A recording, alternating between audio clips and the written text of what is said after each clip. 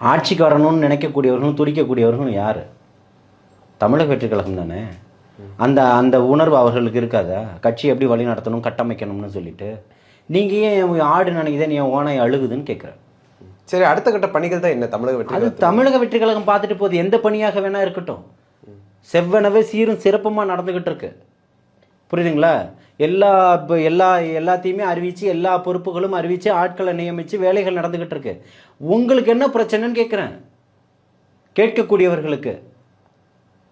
கட்சியை ஆரம்பித்து கட்டமைச்சு இந்த மண்ணில் 75 ஆண்டுகளையும் 54 ஆண்டுகளையும் கடந்த திராவிட கட்சிகளை எதிர்க்கிறாரு. ஒன்றியத்தில் பாசிசவாதிகளாக எதிர்க்கிறாரு.